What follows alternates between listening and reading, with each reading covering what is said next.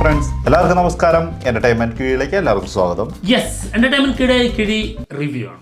Circuit തമർ സംവിധാനം ചെയ്ത് ആസിഫ് അലി പ്രധാന വേഷത്തിലെത്തിയ സിനിമയാണ് സർക്കിട്ട്. സർക്കിട്ട് ഞങ്ങൾ ഫസ്റ്റ് ഷോ കണ്ടതാണ്. ഞങ്ങൾ റിവ്യൂ ഇടാതിരുന്നതാണ്. കുറച്ച് ലേറ്റ് ആയിപ്പോയി.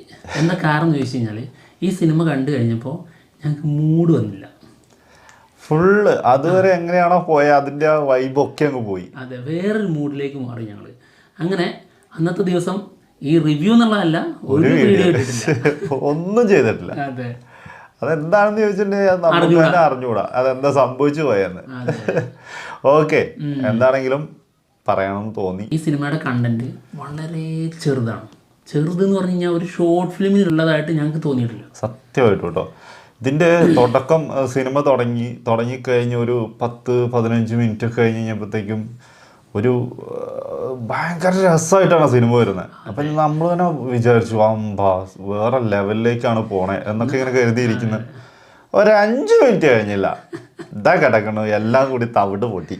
അത് ഗംഭീരാണ്, നല്ല പോക്കാണ് എന്ന് പറഞ്ഞു വാ അടച്ചോളൂ. അതാ പറഞ്ഞത്, നാക്കൊന്നുള്ളിലോട്ട് കയറിയതേ ഉള്ളൂ. അപ്പൊ തീർന്നു. അപ്പം മുതൽ, അതായത് ആസിഫ് അലി ചെയ്യുന്ന കഥാപാത്രത്തിന്റെ ഫാദർ ക്യാരക്ടർ വന്നതിന് ശേഷമുള്ള ഭാഗങ്ങൾ തൊട്ട് ഞങ്ങൾക്കിത് ഡൗൺ ആയി തുടങ്ങി.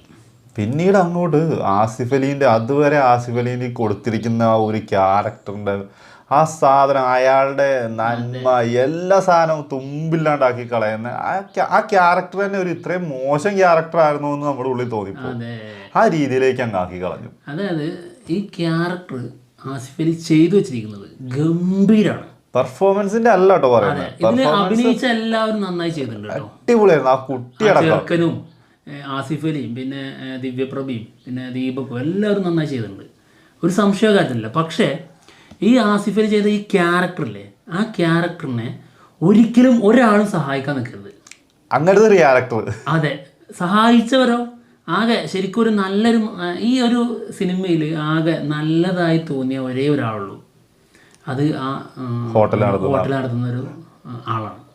അല്ലാതെ ആരുമില്ല. പിന്നെ ആളുടെ സുഹൃത്തായിട്ടുള്ള ക്യാരക്ടർ ഉണ്ടായിരുന്നു. പക്ഷെ അതിന് ആ ക്യാരക്ടറിൻ്റെ, അതായത് ജെന്യൂൻ ആയിട്ടുള്ള ക്യാരക്ടർ, ശരിക്കും ഓപ്പണായിട്ട് ഫ്രാങ്കായിട്ട് പറഞ്ഞിട്ടുള്ള ഒരു ക്യാരക്ടറായിരുന്നു അത്. പക്ഷെ ആ ക്യാരക്ടറിനെ തിരിച്ചാക്കി വെച്ചു. ശരിക്കും നമുക്കപ്പോൾ ചോദിക്കാൻ തോന്നും, ആസിഫ് അലി ചെയ്ത ക്യാരക്ടറിനോട് ചോദിക്കാൻ തോന്നും, എന്താണ് നീ പറഞ്ഞിട്ടുള്ളത്. സത്യമായിട്ടും. അതായത് പല സമയങ്ങളിലും അത് ആസിഫ് അലിന്റെ ക്യാരക്ടറിന്റെ ഒരു പ്രത്യേകത എന്താണോ, തൂമ്പേന്റെ കാര്യം പറഞ്ഞ പോലെ അങ്ങോട്ട് കിട്ടണം, തിരിച്ച് അങ്ങോട്ട് അങ്ങനത്തെ ഒരു റെസ്പോൺസോ അല്ലെങ്കിൽ ഒരു ബന്ധമില്ല. അതായത് അയാൾക്ക് അവിടുന്ന് കിട്ടുന്നില്ല എന്നുണ്ടെങ്കിൽ അയാളെ ദേഷ്യമാണ്.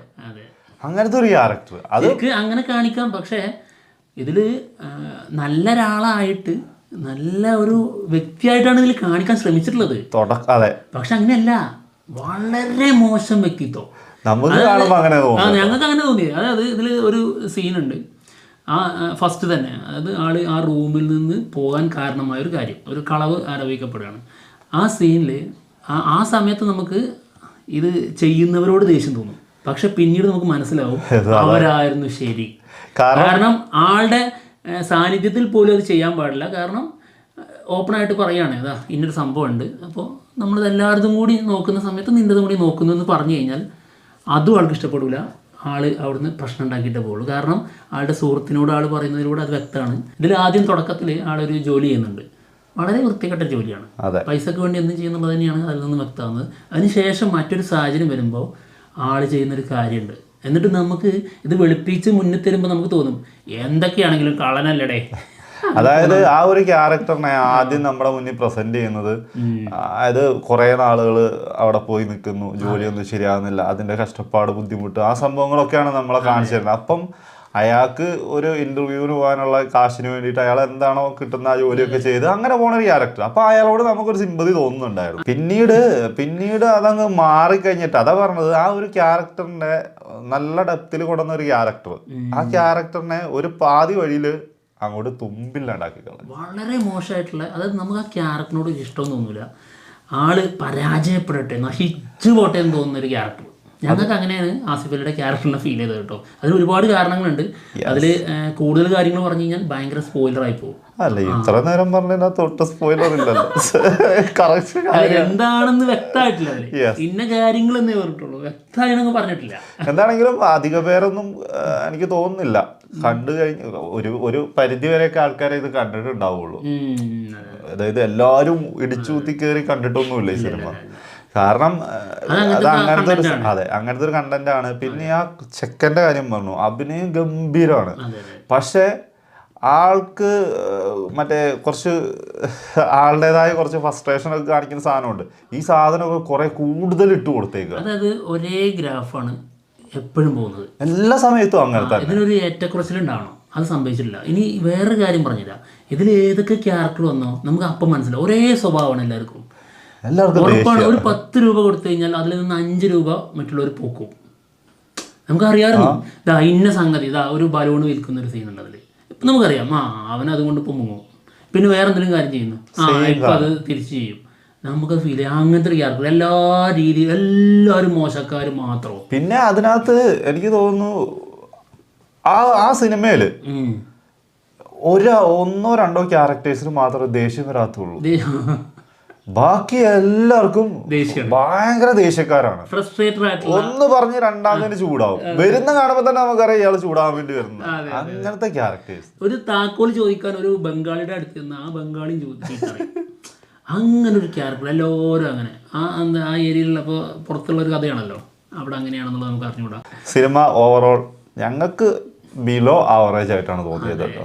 എന്താണെങ്കിലും ആസിഫ് അലിയുടെ ക്യാരക്ടർ അതായത് അഭിനയിച്ചു വെച്ചിരിക്കുന്നത് ഗംഭീരമായിട്ടാണ്. അതെല്ലാരും അഭിനയിച്ചിരിക്കുന്നവരെല്ലാരും ഗംഭീര പെർഫോമൻസ് തന്നെയാണ്. പക്ഷെ ഇതെല്ലാം കൂടി കൂട്ടി വരുമ്പോഴാണ് ഇതിന്റെ സ്ക്രിപ്റ്റിന്റെ പോരായ്മ തന്നെയാണ് ഭയങ്കരമായിട്ടുള്ളത്. ഇതിന്റെ മേക്കിംഗ് ഒക്കെ വളരെ മോശമായിട്ടാണ് ഫീൽ ചെയ്തത്. ഇതില് ഒരു ഫോട്ടോ അയക്കും, ഇന്ന ആളെ കണ്ടിട്ടുണ്ടോ എന്ന് ചോദിച്ചിട്ട് ഒരാൾ ഉറക്കം എണീറ്റിട്ട്, അതായത് അത് അങ്ങനെയല്ല ചെയ്യേണ്ടത്. അല്ലെങ്കിൽ അതായത് ഫോണിൽ ഇരുന്ന് ആളിങ്ങനെ കളിച്ചുകൊണ്ടിരിക്കുകയാണെന്ന് തോന്നണം.